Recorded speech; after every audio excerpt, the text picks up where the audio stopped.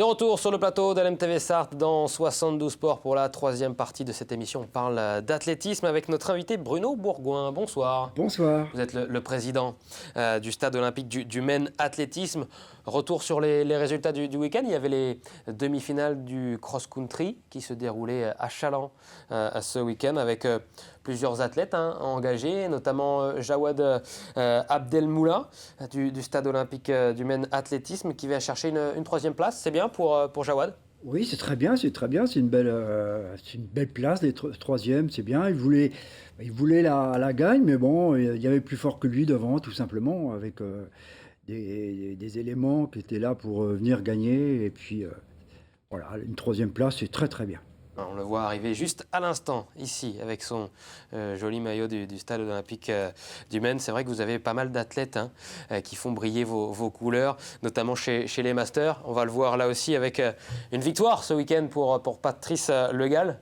Oui, toujours. Là, ça fait 3 fois. Il y a 4 pages à faire et il a tourné les 3 pages depuis les départementaux jusqu'à hier. Aux Inter, à Challans, il a fait encore une belle prestation. Il a fait encore une belle course, une course d'attente. Et puis quand il faut partir, il part. Et puis voilà, il monte en allure et il va jusqu'au bout comme ça. C'est de bon augure pour les championnats de France qui auront lieu le 10 mars. Toujours assez incroyable que ce soit Patrice Le Gall ou Antoine Exmélin.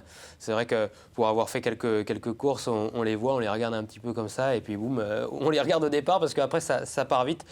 C'est quoi leur secret pour être aussi fort tout le temps alors que les années passent et forcément ils vieillissent mais ils restent toujours bons? Ouais, il marche beaucoup sur leur acquis, surtout Patrice, lui, c'est vraiment un guerrier, c'est un vrai breton, un homme qui aime la terre, qui aime la boue, et jusqu'à un certain niveau, parce que l'année dernière, à Carhaix, il y avait trop de boue, là, il était mal, la stabilisation, pour lui, il n'aime pas trop. Il aime bien, comme hier, c'était très très bien. Il a quand même fait, le parcours hier faisait 10 km 200, il a mis 34-10... Sur un cross. Sur un cross. Sur un cross, donc c'est plutôt très très très bon. Un très bon chrono pour Patrice Le Gall, donc qu'on voit ici. Et je crois que c'était du côté de Montfort-le-Génois ces images lors des championnats de la Sarthe de cross court, il me semble. 56 licenciés. Oui. Dans votre club du Somme Athlétisme.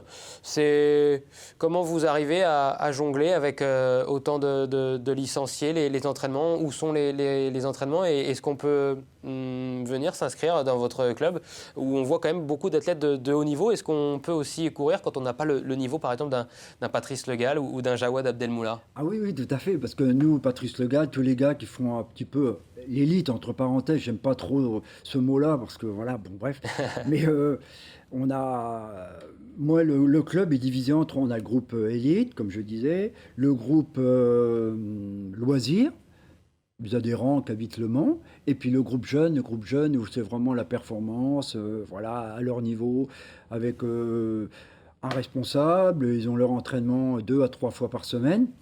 Et puis le groupe loisirs, c'est le lundi, le mercredi et le samedi au stade de la Californie, le départ. Et puis après, on se dirige souvent sur les bois de l'Épau où c'est vraiment l'idéal. Donc avec le groupe élite, le groupe loisirs, le groupe jeune, avec des prochains objectifs qui arrivent, notamment les championnats de France de cross-country? Les championnats de France de cross-country qui auront lieu à Gary, à côté d'Albi, dans le Tarn, là, le 10 mars. Et là, on aura une l'équipe master qui a gagné leur place hier en revenant de Challans avec la 4e place au classement par équipe. Et puis le cross-court avec la 3e place de Jawad Abdelmoula qui portera les couleurs sur le cross-court, le seul qualifié sur le cross-court. Sur le cross-court, donc des championnats de France de cross-country, donc sur le court, évidemment. On parle également, parce que vous ne formez pas que des grands champions au stade olympique du Maine Athlétisme, vous organisez également des jolis événements. Il y en a un ce week-end, c'est le trail de Montbray, la 9e édition, qui se déroule et qui fait toujours le plein de participants. Oui, bah, on espère, oui. On a toujours un petit peu peur au début des inscriptions parce que ça monte pas bien vite, mais je pense que c'est partout pareil. C'est les 15 derniers jours Ouais. où ça monte en puissance et voilà, ça nous rassure un petit peu par rapport au travail qu'on est en train d'accomplir pour pouvoir faire cette 9e édition. Voilà, on dit toujours que c'est la plus belle, mais bon, on a eu des records à 800, hein, vraiment, vers la 4e édition. Là, on était vraiment. Ça- C'était très très bien. Ouais. Voilà. Trail nocturne du château de Montbray, Oui. Parigny-l'Évêque, donc 9e édition de ce trail nocturne, avec un nouveau parcours cette année. Oui, un nouveau parcours parce que on voulait changer un petit peu. Il est un petit peu plus technique, un petit peu plus roulant, mais c'est un peu casse-pattes. Mais bon, ça change, c'est bien. On a voulu mettre l'impact un petit peu d'un nouveau parcours pour pouvoir attirer beaucoup plus de participants. On va bien voir. 401 participants hein, à Oui. l'heure actuelle. Oui. Ça correspond à vos attentes?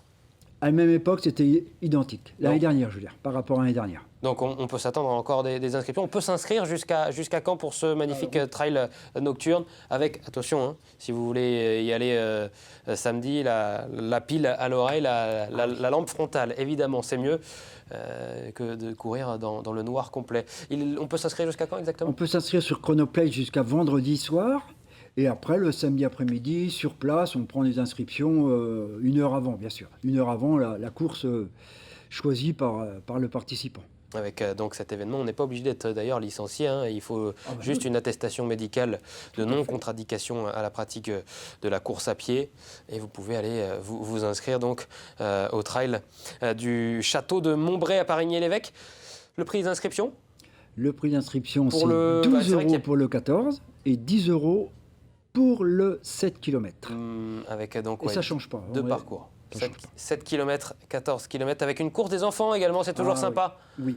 Oui, ça c'est vraiment. Ça fait 3 ans que j'ai instauré ça sur notre organisation. Moi, ça m'a plu énormément de voir ces petits prendre le départ, comme les grands, sous l'arche de départ. Et c'est agréable. Vraiment, avec la petite médaille en guise de récompense pour tout le monde, c'est le top. 45 enfants l'année dernière, là aussi. Et il faut s'inscrire aussi pour Oui, inscrire sur les place, enfants on toujours. prend comme ça directement. Là on aussi, s'inscrit. on peut Ouais. aussi s'inscrire sur place. Oui, c'est Voilà donc pour samedi avec ce magnifique trail du château de Montbray, Parigny-l'Évêque, un trail nocturne. N'hésitez pas donc, il reste évidemment des places jusqu'à vendredi et même sur place, vous pouvez encore vous inscrire pour les différentes courses proposées. Il y a également de la marche active avec un parcours de 7 km tracé autour de ce château et un nouveau parcours. Merci beaucoup d'avoir été notre invité Bruno Bourgoin. Je rappelle que vous êtes le président du Stade olympique du Maine athlétisme. Dans quelques instants, on reçoit